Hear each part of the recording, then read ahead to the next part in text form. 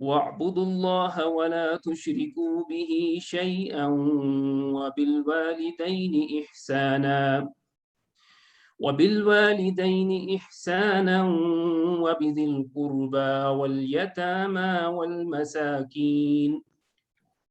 والمساكين والجار ذي القربى والجار الجنوب والصاحب بالجنب وابن السبيل وما ملكت أيمانكم إن الله لا يحب من كان مختالا فخورا الذين يبخلون ويأمرون الناس بالبخل ويكتمون ما آتاهم الله من فضله وأعتدنا للكافرين عذابا مهینا۔ صدق اللہ العظیم۔ شروع اللہ کے نام سے جو بہت مہربان اور نہایت رحم والا ہے۔ اور تم سب اللہ کی بندگی کرو اور اس کے ساتھ کسی کو شریک نہ بناؤ، ماں باپ کے ساتھ نیک برتاؤ کرو، قرابت داروں، یتیموں اور مسکینوں کے ساتھ حسن سلوک سے پیش آؤ، اور پڑوسی رشتہ دار سے یا اجنبی ہمسائے سے اور پہلو کے ساتھی اور مسافر سے اور ان لونڈی غلاموں سے جو تمہاری ملک میں ہوں یعنی نوکروں سے احسان کا معاملہ رکھو۔ یقین جانو اللہ کسی ایسے شخص کو پسند نہیں کرتا جو مغرور ہو اور خود پسند ہو، اور ایسے لوگ بھی اللہ کو پسند نہیں ہیں جو کنجوسی کرتے ہیں اور دوسروں کو بھی کنجوسی کی ہدایت کرتے ہیں، اور جو فضل سے ان کو دیا ہے اسے چھپاتے ہیں۔ ایسے کافر لوگوں کے لیے ہم نے رسوا کن عذاب مہیا کر رکھا ہے۔ بے شک سچ فرمایا اللہ رب العزت نے، رب اشرح لی صدری ویسر لی امری واحلل عقدۃ من لسانی یفقہوا قولی، اللہم ارنا الحق حقا وارزقنا اتباعہ، ارنا الباطل باطلا وارزقنا اجتنابہ۔ عزیز بھائیو دوستو، یہ سورہ نساء کی 2 آیات میں نے آپ کے سامنے رکھی ہیں، اور ان آیات کی مناسبت سے آج کے درس کا موضوع حقوق العباد ہے۔ آج کے اس درس میں آپ کے سامنے میں 3 قسم کے حقوق بیان کروں گا۔ یہ آیات بہت ہی زیادہ وسیع ہیں، بہت ہی زیادہ اہمیت کی حامل ہیں، اور آج کے اس درس شروع کرنے سے پہلے میں آپ کے سامنے کچھ باتیں عرض کرنا چاہوں گا۔ دیکھیں، یہ آیات جو میں نے آپ کے سامنے پیش کی ہیں یہ بہت ہی جامع آیات ہیں، اور ان کے اوپر اگر بات کی جائے تو ان کئی دروس، ہر اس نقطے کے اوپر جو یہاں پر بیان ہوا ہے اس کے اوپر ایک الگ سے واعظ یا ایک الگ سے درس کیا جا سکتا ہے۔ تو یہ موضوع بہت زیادہ وسیع ہے، اس لیے آج کے اس درس کو اختصار کے ساتھ 2 حصوں میں تقسیم کیا گیا ہے۔ انشاءاللہ آج اس درس کا میں پہلا حصہ آپ کے سامنے پیش کروں گا، اور پھر کچھ عرصے کے بعد ایک دوبارہ درس شیڈول کیا گیا ہے جس میں اسی درس کا دوسرا حصہ آپ کے سامنے پیش کیا جائے گا۔ دوسری چیز دیکھیں کہ اللہ رب العزت نے ہمیں اور اسلام نے ہمیں جو معاشرتی نظام دیا ہے اس کے اندر یہ خود غرضی اور یہ سیلفشنس اس کی کوئی حیثیت نہیں ہے۔ اسلام نے جو ہمیں سوشل سسٹم دیا ہے وہ ایسا مضبوط اور مربوط سسٹم ہے کہ اس کے اندر کوئی ایسا فرد اللہ تعالیٰ نے نہیں چھوڑا کہ جو ہمارے اوپر اپنے حقوق نہ رکھتا ہو۔ یعنی آپ یہ سمجھ لیں کہ ایسا کوئی سوسائٹی کا نہیں ہے کہ جس کو اللہ تعالیٰ نے بے یار و مددگار یا بے سہارا اور بے آسرا پیدا کیا۔ ہر شخص اس سوسائٹی کا، ہر شخص اسلامی معاشرے کے اندر ہمارے اوپر کسی نہ کسی حیثیت کے اندر اپنا حق رکھتا ہے۔ اچھا، دیکھیں ان آیات کے اندر جو میں نے آج آپ کے سامنے پیش کی ہیں اس میں ایک اہم بات جو ہے نا وہ درس شروع کرنے سے پہلے میں آپ کے گوش گزار کرنا چاہوں گا کے اندر نا حقوق کے اندر ایک ترتیب ہے، اور اس ترتیب کی اہمیت جو ہے وہ بڑی مسلم ہے۔ آپ یہاں پہ اندازہ کیجئے کہ اللہ تعالیٰ نے سب سے پہلے یہاں پر جو بات کی ہے وہ ہے وَاعْبُدُوا اللَّهَ وَلَا تُشْرِكُوا بِهِ شَيْئًا، کہ اللہ کی عبادت کرو اور اس کے ساتھ کسی کو شریک نہ بناؤ۔ یعنی یہ اللہ کا حق ہے۔ سب سے پہلا حق جو انسان کے اوپر اللہ رب العزت نے عائد کیا ہے وہ اس کی اپنی ذات کا حق ہے۔ پھر اس کے بعد دوسرے درجے پر والدین کے حق کی بات کی گئی، پھر تیسرے درجے پر قربا کی بات کی گئی ہے، یعنی یہ ایک ترتیب ہے، اور یہ ترتیب بڑی اہمیت کی حامل ہے۔ اگر ہم اس ترتیب کو بدل دیں، مثال کے طور پہ قربا کا حق اللہ تعالیٰ نے تیسرے درجے پر رکھا ہے اور والدین کا حق اللہ تعالیٰ نے دوسرے درجے پر رکھا ہے۔ اگر کوئی شخص اپنے والدین کے ساتھ تو بدسلوکی کرتا ہے، لیکن دیگر آس پاس اپنے ہمسایوں کے ساتھ یا اپنے دیگر رشتہ داروں کے ساتھ تو بڑا اچھا ہے، تو ایسی کوئی بھی نیکی جو اس ترتیب کو چھوڑ کر کی جائے گی وہ اللہ رب العزت کی بارگاہ میں قبول نہیں کی جائے گی۔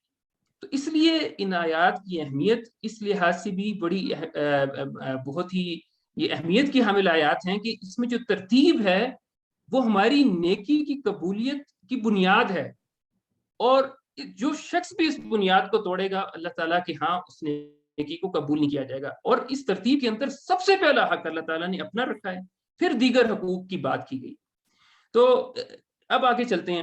اب ان آیات کے اندر جو سب سے پہلی بات کی گئی ہے جو اللہ تعالیٰ کے حق کے حوالے سے کی گئی ہے وہ ہے وَاعْبُدُوا اللَّهَ وَلَا تُشْرِكُوا بِهِ شَيْئًا، کہ اللہ کی بندگی کرو اور اس کے ساتھ کسی کو شریک نہ بناؤ۔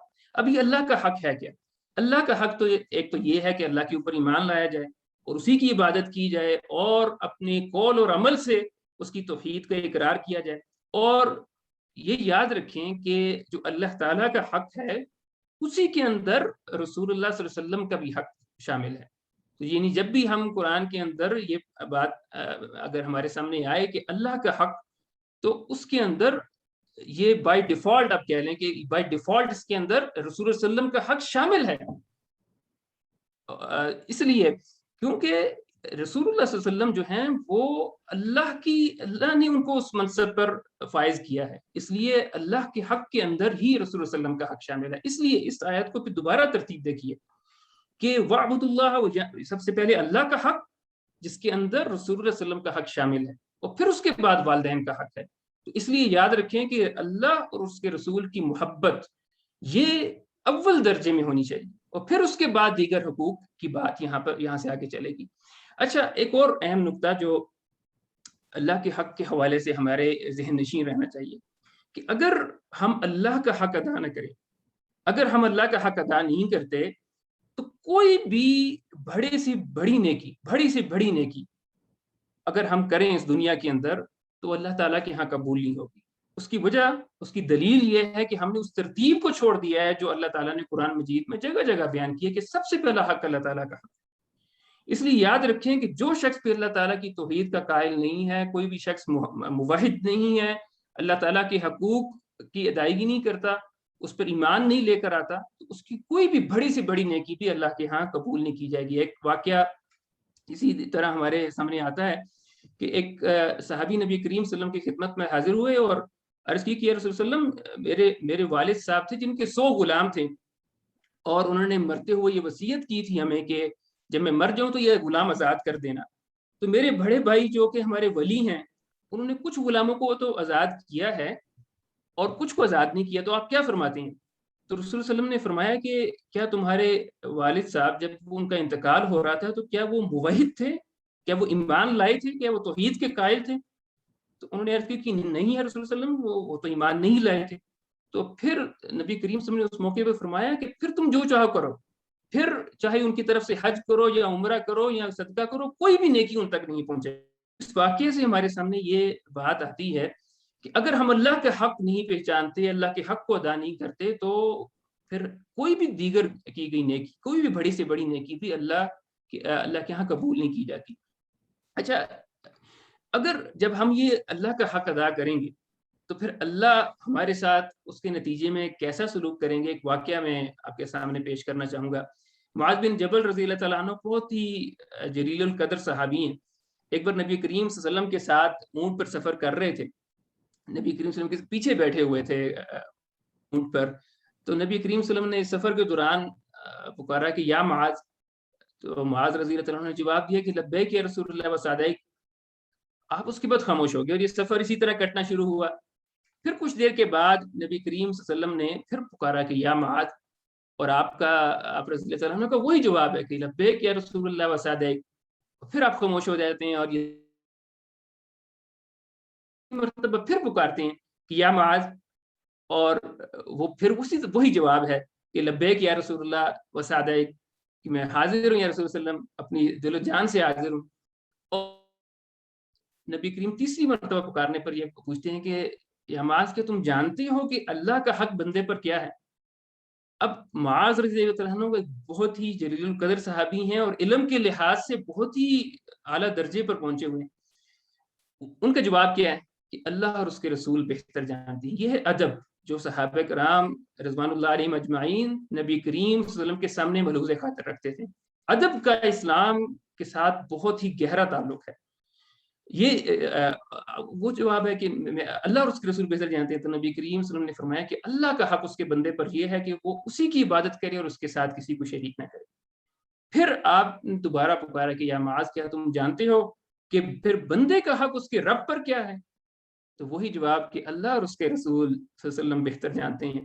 تو آپ صلی اللہ علیہ وسلم نے فرمایا کہ پھر بندے کا حق یہ ہے اس کے رب پر کہ وہ اس کی مغفرت کرتے، اس کو معاف کرتے، اس کی بخشش کرتے. تو یہ بات آتی ہے کہ ایک تو ادب دین میں ادب جو ہے اس کی بڑی اہمیت ہے، اور دوسری یہ کہ جب بھی ہم اللہ تعالیٰ کا حق ادا کریں گے تو اس کے نتیجے میں پھر ہمارے اللہ تعالیٰ مغفرت فرمائیں گے. اچھا، اب یہاں پر جو اس آیت کے آغاز میں جو لفظ ہمارے سامنے آیا ہے وہ ہے وَاعْبُدُوا اللَّهَ، اللہ کی عبادت کرو. یہ جو عبادت ہے اس کا کیا مفہوم ہے؟ عبادت قرآن بہت ہی بنیادی اصطلاح ہے، اور اس کا جو مفہوم ہے وہ بہت ہی وسیع ہے. یعنی ہم نے اس کو بہت ہی محدود مفہوم میں اس کو سمجھا ہے، اور ہم صرف عبادات تک اس کو محدود کر دیتے ہیں یا مراسم عبودیت تک ہی اس کو محدود کر دیتے ہیں. لیکن یہ اپنے مفہوم کے اندر بہت ہی وسیع ہے. اس کا مطلب اللہ کی مکمل اطاعت ہے، مکمل بندگی، اس کی غلامی. اور انسان کی 24 گھنٹے کی زندگی کے اندر انسان اگر اللہ کی اطاعت کرتا ہے تو وہ اس کی عبادت کے اندر. یہ ہے عبادت، یعنی انسان اپنی 24 گھنٹے کی زندگی کے اندر اگر اللہ کی اطاعت کرے، اللہ کے سامنے جھک جائے، اپنی خود مختاری سے دستبردار ہو جائے، تو پھر اس کا کوئی بھی عمل چاہے وہ کاروبار میں بیٹھا ہو، چاہے وہ اپنے گھر پر ہو، وہ اس کی پوری زندگی جو ہے عبادت بن جاتی ہے. اسی لیے قرآن مجید میں یہ کہا ہے نا کہ وما خلقت الجن والانس الا لیعبدون، کہ انسان کو ہم نے جو ہے انسان اور جنوں کو ہم نے اپنی عبادت کے لیے پیدا کیا ہے. تو وہ عبادت، انسان کی پوری زندگی کی عبادت کیسے بنتی ہے؟ جب اس لفظ کا مفہوم پتا ہو کہ صرف نماز، روزہ اور حج زکوٰۃ ہی نہیں، صرف مسجد کے اندر ہی نہیں، بلکہ مسجد سے باہر بھی، بازار میں بھی، اور اپنے گھر پہ بھی، اور اپنے دفتر کے اندر بھی، اور عدالت کے اندر بھی، اور اسمبلی کے اندر بھی، ہر جگہ پر انسان اللہ کی اطاعت کرے، ہر جگہ پر اللہ کی اطاعت کرے، تو پھر انسان کی 24 گھنٹے کی زندگی جو ہے وہ عبادت بنتی ہے. اچھا، دوسرا جو اللہ کا حق ان آیات کے اندر بیان ہوا ہے وہ یہ ہے کہ شرک، ولا تشرکوا بہ شیئا، ساتھ کسی چیز کو شریک نہ بناؤ. شرک کے حوالے سے بھی ہمارے سامنے بڑا ایک محدود سا مفہوم ہے کہ کسی بت کی یا کسی مٹی اور پتھر کے بنے ہوئے کسی مجسمے کی عبادت کرنا، یا کسی انسان اور فرشتے کی جو ہے نا کی عبادت کر لینا، یہ شرک ہے.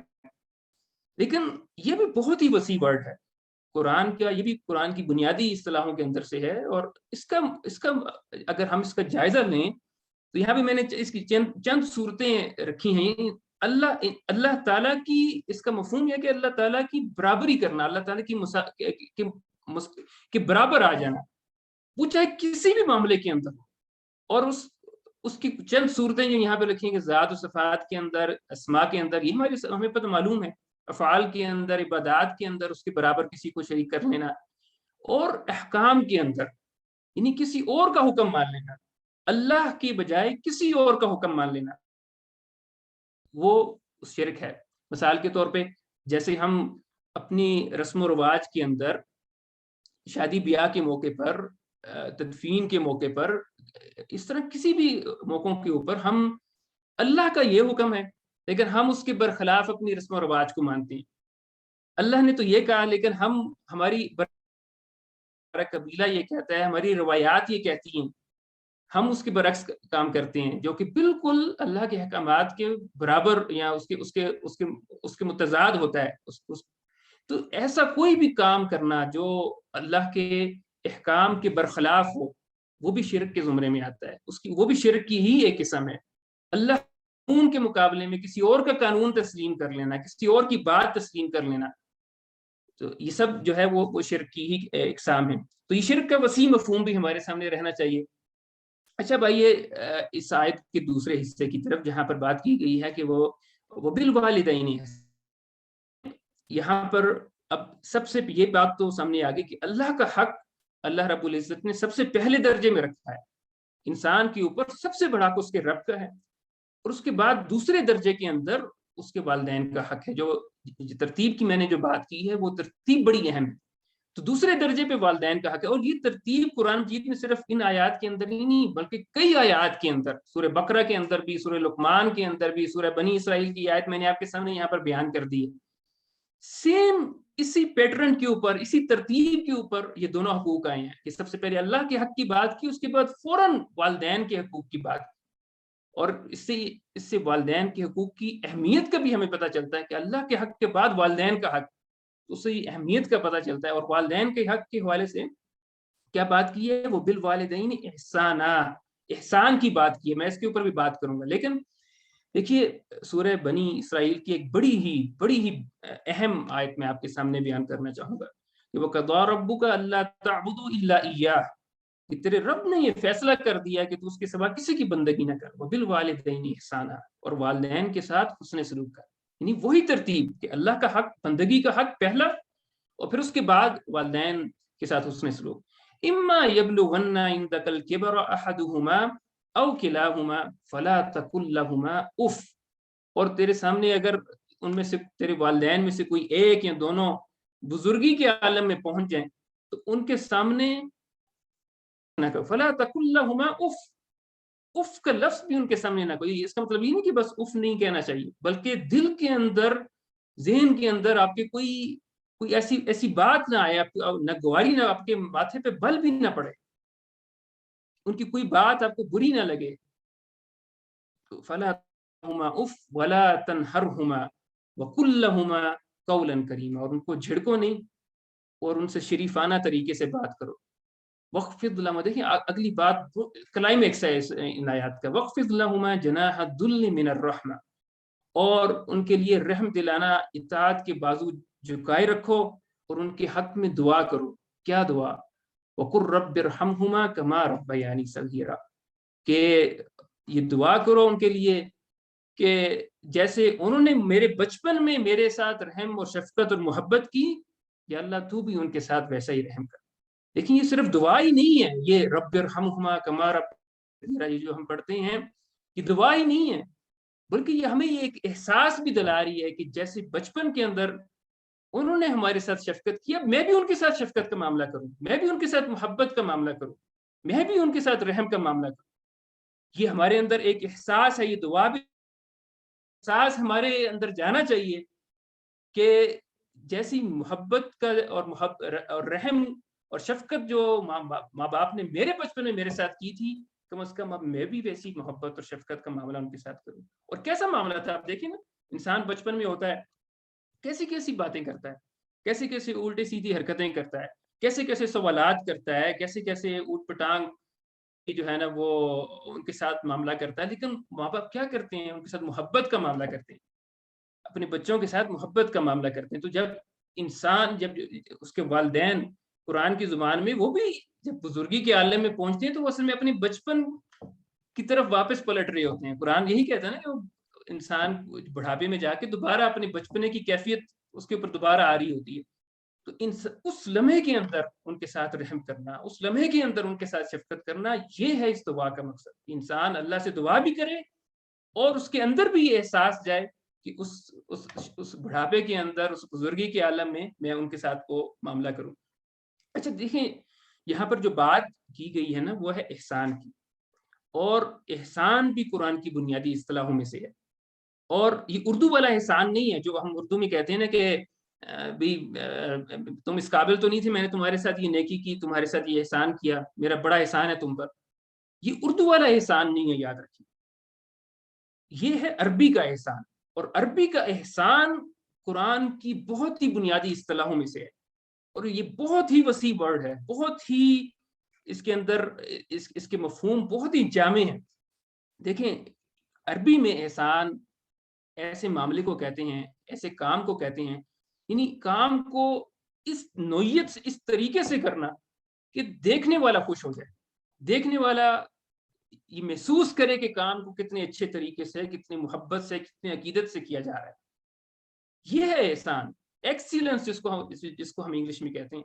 اور یہ عام نیکی نہیں ہے، یہ عام نیکیوں سے، یہ نیکیوں کی چوٹی ہے، یہ نیکیوں کی بلند ترین سطح ہے، اور اس کے اندر محبت انتہائی درجے میں موجود ہے، شفقت انتہائی درجے کے اندر اس کے اندر موجود ہے۔ یہ ہے احسان، یعنی اپنے والدین کے ساتھ احسان کا معاملہ رکھو، یعنی ایسے ان کی خدمت کرو کہ کوئی دیکھے تو خوش ہو جائے، والدین دیکھے تو ان کے دل میں یہ احساس جائے کہ دیکھیں میری کیسے خدمت کی جا رہی ہے، کوئی اور تیسرا بندہ دیکھے تو اس کے دل میں بھی یہ احساس جائے کتنی محبت اور عقیدت سے والدین کی خدمت کی جا رہی ہے۔ یہ ہے احسان۔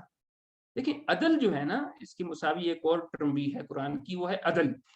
عدل ہے برابری کرنا، کہ جتنے میں نے 100 روپیہ لیا، 100 روپیہ واپس کر دی، برابر ہی کرتی، جس سے جتنا معاملہ کیا اس نے میرے ساتھ نیکی کی تھی، میں نے بھی اتنی نیکی کر دی، برابر ہو گیا عدل۔ لیکن والدین کے ساتھ عدل نہیں ہو سکتا، اس لیے قرآن مجید نے احسان کا معاملہ رکھا ہے والدین کے ساتھ۔ عدل والدین کے ساتھ نہیں کیا جا سکتا۔ اس زمن میں ایک واقعہ میں آپ کے سامنے بیان کرنا چاہوں گا کہ ایک صحابی نے نبی کریم صلی اللہ علیہ وسلم سے پوچھا کہ میں اپنی ماں کو یمن سے اپنی پیٹھ پر لاد کر یہاں مکہ لے کر آیا ہوں، اور یہاں پہ میں نے اس کو اپنی پیٹھ پر لادے لادے پورا حج کرایا ہے، میں نے طواف کرایا ہے، میں نے سعی کروائی ہے، کیا میں نے اپنی والدہ کا حق ادا کر دیا؟ تو نبی کریم صلی اللہ علیہ وسلم نے ارشاد فرمایا کہ نہیں، ہرگز نہیں، شمع برابر بھی نہیں، شمع ایک ذرہ برابر بھی تم نے حق ادا نہیں کیا۔ دیکھیں، اب ذرا سوچئے کہ یمن سے کسی کو اپنی پیٹھ پر لاد کر لانا، یہاں پر آج کل کی اس وقت اگر ہمیں کوئی ایسی بزرگ اگر ساتھ کسی کو حج کروانا پڑ جائے، آج کل کی اتنی فیسلٹیز کے دور کے اندر، تو بھی بڑا ناممکنات میں سے ہے، بہت مشکل کام ہے۔ لیکن نبی کریم صلی اللہ علیہ وسلم نے اس دور کے اندر اپنی پیٹھ پر اپنی ماں کو لاد کر پورا حج کروانے والے کو کہا کہ تم نے تو ایک ذرہ برابر بھی اپنی ماں کا حق ادا نہیں کیا۔ تو یہ ہے ماں باپ کا حق۔ اور یاد رکھیں کہ اس کے سب کے باوجود، اس سب نیکی احسان کے درجے میں کی گئی نیکی کے باوجود، اگر ان کا کوئی بھی حکم شرع سے ٹکرائے گا تو اس کی اطاعت نہیں ہوگی۔ یہ ایک فقہی مسئلہ بھی ہے، اور اس حوالے سے ہمارے سامنے سعد بن ابی وقاص رضی اللہ تعالیٰ عنہ اور ان کی ماں کا واقعہ بھی یاد رہنا چاہیے۔ چلے اچھا، دیکھیں، ایک بار ایک صحابی نے، عبداللہ بن مسعود رضی اللہ تعالیٰ عنہ نے پوچھا کہ یا رسول اللہ صلی اللہ علیہ وسلم، اللہ کے نزدیک سب سے پسندیدہ عمل کون سا ہے؟ تو نبی کریم صلی اللہ علیہ وسلم نے فرمایا کہ وقت پر نماز ادا کرنا ہے، اللہ کا حق سب سے اللہ کے نزدیک پسندیدہ عمل۔ انہوں نے پھر پوچھا کہ اس کے بعد؟ تو آپ صلی اللہ علیہ وسلم نے فرمایا کہ والدین کے ساتھ حسن سلوک۔ انہوں نے پھر پوچھا کہ اس کے بعد؟ تو آپ صلی اللہ علیہ وسلم نے فرمایا کہ جہاد فی سبیل اللہ۔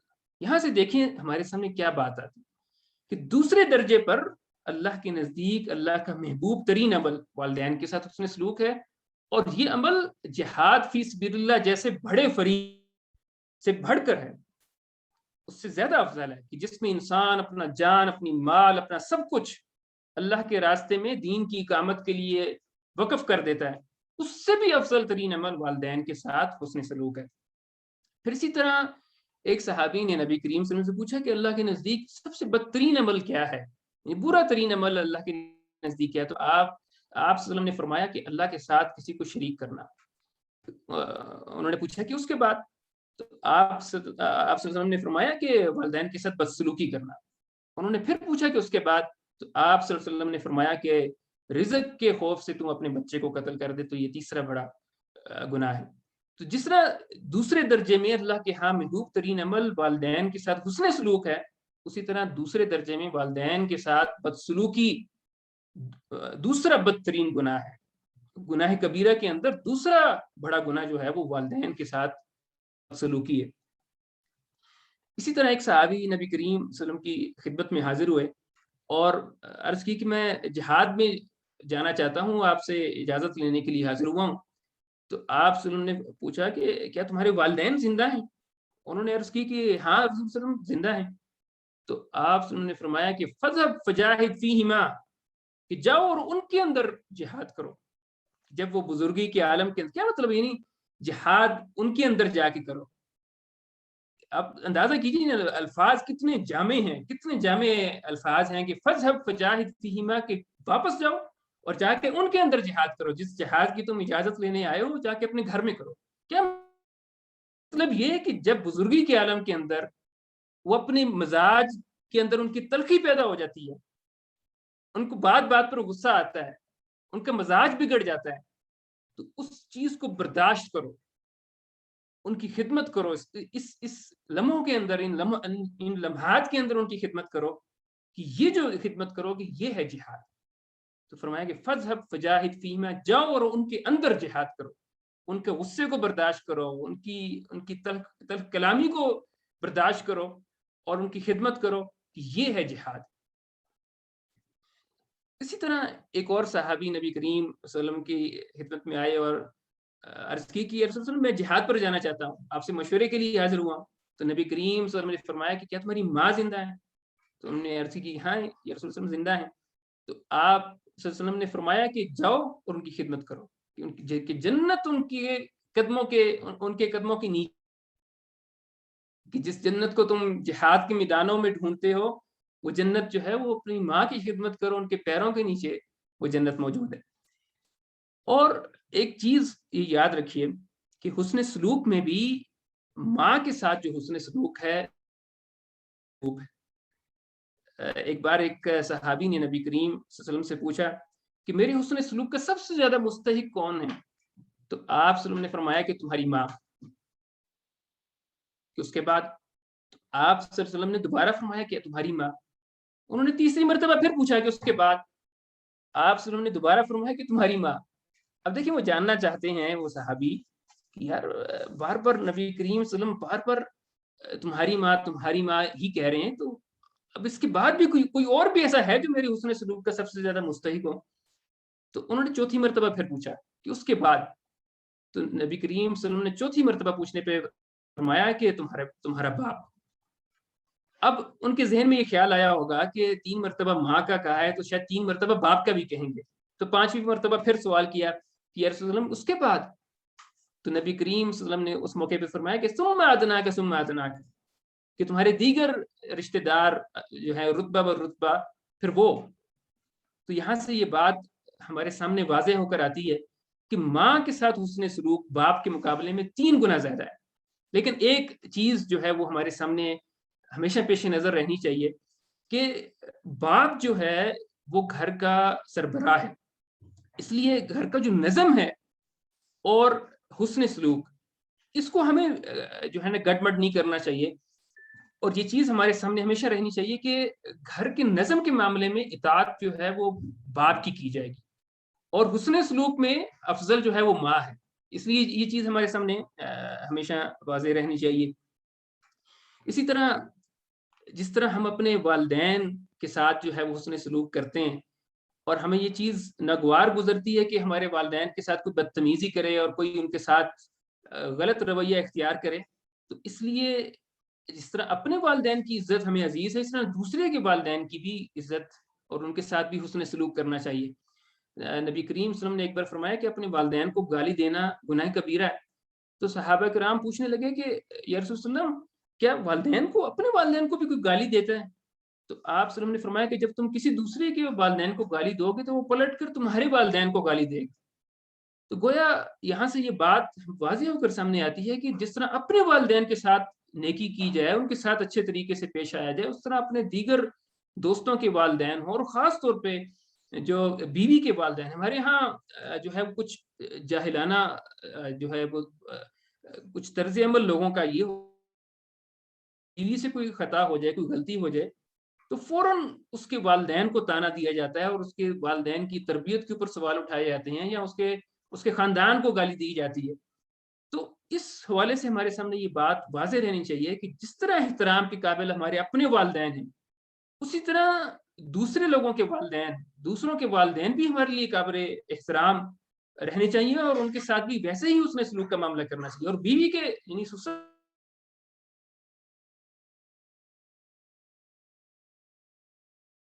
آپ کے نبی کریم صلی اللہ علیہ وسلم نے 3 افراد کو باپ کے درجے پر رکھا ہے، تمہارا حقیقی باپ، تمہارا سسر، اور استاد کو بھی ماں باپ کا درجہ دیا۔ تو اس لیے دوسرے کے والدین کا احترام کرنا۔ اور دیکھیں میرے بھائیوں، دیکھیں جلد یا بدیر بھی ابھی کچھ عرصے کے بعد ہمارے والدین ہم سے بچھڑ جائیں، ایک حقیقت ہے یہ۔ تو ہمیں ان قیمتی، دیکھیں کچھ لوگوں کے والدین دنیا سے جا چکی ہیں، وہ اس نعمت سے محروم ہو چکے ہیں، لیکن جن کے والدین اس وقت زندہ ہیں نا، ان کو یہ یاد رہنا چاہیے کہ کچھ عرصے کے بعد یہ نعمت اللہ تعالیٰ ہم سے لے لیں گے۔ اس لیے یہ جن کے والدین موجود ہیں ان کو اس موقع سے فائدہ اٹھانا چاہیے اور ان کی خدمت کر کے دیکھیں، جب آپ والدین کا ہاتھ پکڑتے ہیں نا، ان کے ساتھ محبت کا معاملہ کرتے ہیں، ان کے ساتھ ان کی پیشانی چومتے ہیں، ان کا ہاتھ چومتے ہیں، ان کو اپنے گلے سے لگاتے ہیں، تو یاد رکھیں کہ آپ جنت کے قریب ترین ہوتے ہیں۔ جنت اگر ہم جانا چاہتے ہیں نا، تو یہ ہے رستہ، یہ ہے طریقہ، یہ جو قرآن مجید نے ہمیں بتایا ہے کہ، اور اگر یہ نعمت اللہ تعالیٰ نے ہم سے لے لی تو ہم پچھتاتے رہ جائیں گے، اور ہمیں یہ احساس اس وقت ہوگا۔ دیکھیں ہم دنیا کے اندر جتنی بھی ترقی کر لیں، جتنے بھی ہم خود مختار ہو جائیں، جتنا بھی ہمارے پاس مال و دولت آ جائے، لیکن جس کے والدین اس دنیا سے چلے جاتے ہیں نا، تو پھر اس کو یہ احساس ہوتا ہے کہ اللہ تعالیٰ نے کتنی ایک اندیکھا سہارا ہم سے چھین لیا ہے، ایک گھنی چھاؤں سے ہم محروم ہو گئے۔ اس لیے والدین کے ساتھ حسن سلوک یہ، اور ان کی زندگی کے اندر یہ کر لیں کہ اس کے ذریعے سے ہم جنت کے قریب ہو جائیں گے۔ چلیے اب آگے چلتے ہیں۔ تیسرا حق جو اللہ تعالیٰ نے ہمیں ان آیات کے اندر بتایا ہے وہ ہے قربا کا۔ قربا یعنی رشتہ دار، اور رشتہ داروں کے حق کے حوالے سے ایک بات یاد رکھیں، ایک اصول ہے قرآن مجید نے، اللہ تعالیٰ نے ہمیں قانون وراثت دیا ہے، اور قربا کے اندر، قربا کے ساتھ جو حسن سلوک ہے نا، اس میں جو ترتیب ہے، رشتہ داروں کے ساتھ حسن سلوک کی جو ترتیب ہے، یہ وہی ترتیب ہوگی جو قانون وراثت کے اندر جو ترتیب موجود ہے۔ یعنی اس میں قانون وراثت کے اندر جو جس ترتیب سے ہمارے نزدیک ہے، جس کا ہم پر جتنا زیادہ حق بنتا ہے، یہ رشتہ داروں کے حقوق کے اندر وہ لوگ اسی ترتیب سے حسن سلوک کے مستحق ہوں گے۔ تو یہ ایک اصول یاد رکھیں، جس میں ماں باپ اپنے بچے اور بیوی یہ پہلے درجے کے اندر یہاں پہ موجود ہیں قانون وراثت کے اندر، تو ان کے ساتھ وہی حسن سلوک کیا جائے گا۔ پھر دیگر رشتہ دار آتے ہیں، جن میں بہن بھائی ہیں یا چچا ہیں یا دیگر، اور عربوں کے ہاں یہ یاد رکھیں کہ عرب جو لوگ ہیں، ان کے ہاں جو باپ کی طرف سے رشتہ دار ہے نا، وہ ہمیشہ ان کی یہ روایت رہی ہے کہ باپ کی طرف سے جو رشتہ دار ہوتے ہیں وہ ان کو زیادہ حسن سلوک کا مستحق سمجھتے ہیں بنسبت کہ ماں کی طرف سے جو رشتہ دار، یہ ایک عربوں کے ہاں ایک روایت ہے۔ قرآن مجید نے ہمیں جو اصول دیا ہے وہ یہ کہ وَأُولُو الْأَرْحَامِ بَعْضُهُمْ أَوْلَىٰ بِبَعْضٍ فِي كِتَابِ اللَّهِ مِنَ الْمُؤْمِنِينَ وَالْمُهَاجِرِينَ، کہ کتاب اللہ کے روح سے عام مومنین اور مہاجرین کی بنسبت رشتہ دار ایک دوسرے کے زیادہ حقدار ہیں۔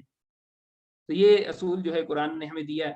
اور اولو الارحام، یہاں پر الفاظ ہے اولو الارحام، یہ اولو الارحام کے ارحام جو ہے وہ رحم کی جمع ہے، اور رحم جو ہے وہ ماں کے پیٹ میں موجود وہ تھیلی ہے جس میں بچہ جو ہے وہ پرورش پاتا ہے۔ یعنی یہاں سے یہ چیز واضح ہو کر سامنے آتی ہے کہ یعنی ہماری ماں، ہماری نانی اور ہماری دادی، ان کے رحم سے جو اولاد پیدا ہوئی ہے وہ اولو الارحام شمار ہوگی، جس میں چچا زاد، مامو زاد بھائی تو موجود ہیں، لیکن چچا زاد، مامو زاد، خالہ زاد، پھوپھی زاد، یہ سب ہمارے اولو الارحام ہیں، یہ سب اولو الارحام ہیں۔ ان کے ساتھ حسن سلوک صلہ رحمی کہلاتا ہے۔ سل کا مطلب ہے پہنچنا، اور رحم سے ہے یعنی رحم تک پہنچنا، اپنی ماں، اپنی نانی اور اپنی دادی ان کے ساتھ حسن سلوک کرنا، یہ ہے صلہ رحمی۔ اور صلہ رحمی یہ اولو الارحام کے حوالے سے یہ ایک بات یاد رکھیں۔ دیکھیں ایک واقعہ میں آپ کے سامنے بیان کرنے جا رہا ہوں۔ ابو طلحہ انصاری بڑے ہی ایک جلیل القدر صحابی ہیں، اور ان کا ایک باغ تھا جو کہ موجودہ مسجد نبوی کے اندر موجود تھا، اور یہ باغ اس کا پھل بہت میٹھا تھا، اور اس کے اندر ایک کنواں تھا، اس کا نام تھا بیرہا۔ اس باغ کا نام بھی اسی کنویں کی مناسبت سے بیرہا ہے۔ اچھا، یہ جب قرآن کی آیت نازل ہوئی، نبی کریم صلی اللہ علیہ وسلم کا یہ معمول تھا کہ آپ اکثر اس باغ میں جایا کرتے تھے، اور اس کا پھل نوش فرمایا کرتے تھے، اس کا ٹھنڈا پانی پیا کرتے تھے. تو نبی جب بھی قرآن کی آیت نازل ہوئی نا، لن تنالوا البر حتى تنفقوا مما تحبون، کہ تم نیکی کے بر کے مقام کو اس وقت تک حاصل نہیں کر سکتے کہ جب تک اپنی دل پسند شے اللہ کے راستے میں قربان نہ کر دو. تو اس وقت ابو طلحہ انصاری کے پاس نبی کریم صلی اللہ علیہ وسلم موجود تھے، ان کے باغ میں. یہ آیت اس وقت نازل ہوئی جب بیرہا کے اندر نبی کریم صلی اللہ علیہ وسلم ابو طلحہ انصاری کے پاس موجود تھے. نبی کریم صلی اللہ علیہ وسلم نے یہ آیت سب سے پہلے ابو طلحہ انصاری رضی اللہ عنہ کو سنائی. انہوں نے سنتے ہی عرض کی کہ رسول اللہ میرے کئی باغ ہیں اور یہ باغ مجھے بڑا پسند ہے، اس کا پھل بڑا میٹھا ہے، اس کا پانی بہت ٹھنڈا اور میٹھا ہے، میں اس کو اللہ کے راستے میں صدقہ کرنا چاہتا ہوں، بتائیے کس کو صدقہ کروں. تو نبی کریم صلی اللہ علیہ وسلم نے فرمایا کہ پوچھا کہ تمہارے چچا زاد ہیں؟ تو انہوں نے عرض کی کہ ہاں رسول اللہ علیہ وسلم میرے چچا زاد ہیں. تو نبی کریم صلی اللہ علیہ وسلم نے فرمایا کہ تم ان کو صدقہ کر. تو انہوں نے پورا باغ اپنے چچا زادوں کے اندر تقسیم کر دیا، ان کو صدقہ کر دیا. دیکھیں آج اگر اس واقعے کے اوپر میں غور کروں اور ذرا میں سوچوں کہ میرا مال، اس میں سے اس مال کا سب سے بہترین حصہ میری تجارت اور اس میں سے سب سے نفع آور جو چیز ہو وہ میں اٹھاؤں اور اپنے چچا زادوں کے اندر یا اپنے رشتہ داروں میں اس کو صدقہ کر دوں، میرا ذہن ہی نہیں مانے گا. لیکن جب قرآن کی آیات اترتی تھیں تو صحابہ کرام کا کیا طرز عمل تھا کہ فوراً اس کے اوپر عمل کرتے تھے. اور یہ صدقے کا واقعہ جو ایسا عظیم واقعہ ہے کہ جو ہمارے سامنے ہمیشہ ایک روشن مثال کی طرح موجود ہے. اسی طرح ایک صحابی نبی کریم صلی اللہ علیہ وسلم کی خدمت میں آئے اور عرض کی کہ رسول اللہ علیہ وسلم میں نے بے شمار گناہ کیے ہیں، اب میں ان کا کفارہ ادا کرنا چاہتا ہوں، کیا کروں؟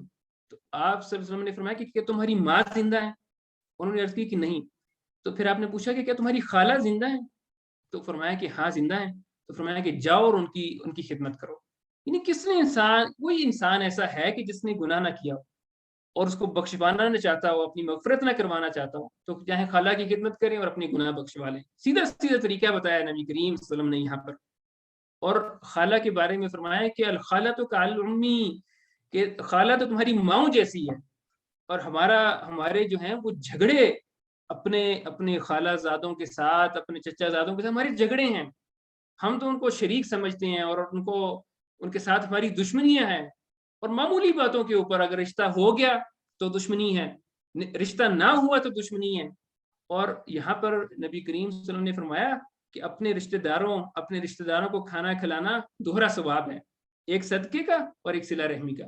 لیکن ہمارے رشتہ دار جو ہیں ان کے ساتھ ہماری لڑائی جھگڑے ہیں، ان کے ساتھ ہماری دشمنیاں ہیں، ان کے ساتھ ہماری انا کا مسئلہ ہے. اور یہاں پر نبی کریم اور ہم پوری دنیا کو صدقہ کریں گے، پوری دنیا کے اندر جا کے نا خیرات بانٹیں گے، لیکن گھر میں بہن بھائی سے بات نہیں کر رہا، بہن سے بات نہیں کر رہی، کہ چچا زادوں کے ساتھ جو ہے نا وہ کئی سالوں سے رشتہ داری منقطع ہے.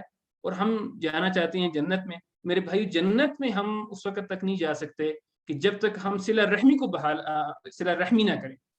اگر ہم نے رشتوں کو نہ جوڑا، رشتہ داروں سے کٹ کر رہے تو جنت میں ہم نہیں جا سکتے. میں آپ کے سامنے کچھ حدیث، ایک بار ایک شخص نے پوچھا نبی کریم صلی اللہ علیہ وسلم سے کہ میں جنت میں جانا چاہتا ہوں، مجھے طریقہ بتائیے. تو نبی کریم صلی اللہ علیہ وسلم نے فرمایا اس کو 4 کام کہے کہ اللہ کی عبادت کرو، اس کے ساتھ کسی کو شریک نہ کرو. دوسرا کام بتایا کہ نماز ادا کرو. تیسرا بتایا کہ زکوٰۃ دو. اور چوتھا کام بتایا کہ صلہ رحمی کرو. یعنی یہ 4 کام کر لو تو جنت میں نبی کریم صلی اللہ علیہ وسلم نے جانے کی گارنٹی دے دی. اور یہ صلہ رحمی کوئی معمولی چیز نہیں ہے. ایک حدیث میں آتا ہے، یہ متفقن علیہ حدیث میں، کہ اللہ تعالیٰ نے جب اس کائنات کو پیدا کیا تو رحم اٹھی اور اس نے رحمان کی کمر پکڑ لی. یعنی حدیث میں الفاظ ہیں کہ فَأَخَذَتْ بِحَقِّ الرَّحْمَانِ، کہ رحمان کی یعنی محاورہ ہے یہ کہ کسی کا اپنی بات کو منوانے کے لیے کسی کو پیچھے پڑ جانا، اس کو کہتے ہیں فَأَخَذَتْ بِحَقِّ. تو وہ صلہ رحمی اٹھی اور فَأَخَذَتْ بِحَقِّ الرَّحْمَانِ، اس نے رحمان کی کمر پکڑ لی. رحمان نے فرمایا کیا چاہتی ہے؟ تو وہ بولی قطع رحم کرنے والوں کے شر سے میں نے تیری پناہ لی. تو رحمان نے فرمایا کیا تجھے یہ بات پسند نہیں کہ میں اس کو جوڑوں گا جو تجھے جوڑے گا اور میں اس کو توڑ دوں گا جو تجھے توڑے گا. یعنی کتنے سخت الفاظ ہیں کہ جو شخص، اور نبی کریم صلی اللہ علیہ وسلم نے فرمایا ہے کہ لا يدخل الجنت قاطع، قطع رحمی کرنے والا جنت میں نہیں داخل ہوگا. جنت میں جانے کے راستے جو ہے نا وہ بند کر دیے گئے ہیں کہ اگر انسان جو ہے نا وہ قطع رحمی کرتا ہے اور رشتوں کو توڑتا ہے. قرآن مجید نے فرمایا کہ وَيَقْطَعُونَ مَا أَمَرَ اللَّهُ بِهِ أَن يُوصَلَ وَيُفْسِدُونَ فِي الْأَرْضِ أُولَٰئِكَ هُمُ الْخَاسِرُونَ، کہ جسے اللہ تعالیٰ نے جوڑنے کا حکم کیا اس کو توڑتے ہیں، اور وَيُفْسِدُونَ فِي الْأَرْضِ، یہ فساد کرنے والے لوگ ہیں. أُولَٰئِكَ هُمُ الْخَاسِرُونَ، یہ لوگ ہیں جو دنیا اور آخرت کے اندر خسارہ اٹھانے والے ہیں. اور صلہ رحمی کی تعریف کرتے ہوئے نبی کریم صلی اللہ علیہ وسلم نے یہ فرمایا کہ صلہ رحمی یہ نہیں ہے کہ تو صلے کا بدلہ چاہے، بلکہ جوڑنے والا تو اس کو کہا جاتا ہے کہ جو اس سے کٹے وہ اس سے جڑے. یعنی آج ہمارے سامنے ہم کیوں اپنے رشتہ داروں کے ساتھ قطع رحمی کرتے ہیں، ان کے ساتھ کیوں تعلق منقطع کرتے ہیں کہ وہ میرے ساتھ نہیں کرتا، میں اس کے ساتھ نہیں کرتا، اس نے مجھے یہ کہا اب میں بھی اس کے ساتھ بات نہیں کروں گا. تو نبی کریم صلی اللہ علیہ وسلم نے صلہ رحمی کی جو تعریف بیان کی ہے وہ ہے یہ کہ جو تجھ سے کٹے تو اس سے جڑے. بڑا مشکل کام ہے، بڑا مشکل کام ہے، لیکن یہ جنت میں اگر جانا ہے، جہنم سے اگر بچنا ہے تو یہ طریقہ ہے صلہ رحمی کا. تو میرے بھائیو یہ کچھ گزارشات تھیں جو آج میں اس درس کے ذریعے سے آپ کے سامنے پیش کرنا چاہتا تھا. انشاءاللہ اس درس کا دوسرا حصہ انشاءاللہ اگلے مہینے میں اس میں ہمارا یہ درس شیڈول ہوگا، انشاءاللہ اس میں آپ کے سامنے پیش کیا جائے گا. آخر میں ایک عرض میں آپ کے سامنے کرتا ہوں. دیکھیے یہ جو حقوق العباد ہیں ان کی اہمیت بہت زیادہ ہے، کیونکہ دیکھیں دو قسم کے حقوق ہیں، اللہ کا حق اور حقوق العباد، اللہ کے بندوں کا حق. اللہ کے حقوق کے حوالے سے یاد رکھیں کہ اللہ تعالیٰ سے اگر ہم اس کے حقوق میں ہم سے کوئی کمی اور کوتاہی ہو جائے تو اگر ہم سچے دل سے توبہ کریں تو اللہ تعالیٰ معاف کر دے. یعنی توبہ اللہ کے حقوق کی تلافی کر دے گی. لیکن حقوق العباد میں سے اگر ہم سے کوئی چیز اس دنیا کے اندر رہ جاتی ہے تو اس کی تلافی توبہ سے نہیں ہو سکتی. اس کی تلافی ہمارے نیک اعمال کریں گے. جو ہمارا سب سے بڑا ایسٹ ہے نا اس دنیا سے جو ہم لے کر جائیں گے، سب سے بڑا ایسٹ وہ ہے نیکیاں، انسان کے نیک اعمال. اور آخرت میں اگر ہم اس دنیا سے اگر ہم لوگوں کے حقوق لے جاتے ہیں تو آخرت میں اس کا ازالہ ہماری نیکیوں سے کیا جائے گا، ہمارے سب سے قیمتی ترین ایسٹ سے کیا جائے گا. اس لیے ہمیں اس حوالے سے بڑا محتاط رہنے کی ضرورت ہے، اور لوگوں کے حقوق العباد کے حوالے سے ہمیں بہت زیادہ اس کے لیے کوشش کرنی چاہیے کہ ہم اس دنیا سے جائیں تو کسی کا حق لے کے نہ جائیں. اللہ تعالیٰ ہمیں ان باتوں کے اوپر عمل کرنے کی توفیق عطا فرمائے. وأقول قولي هذا وأستغفر الله لي ولكم ولسائر المسلمين وآخر دعوانا أن الحمد لله رب العالمين.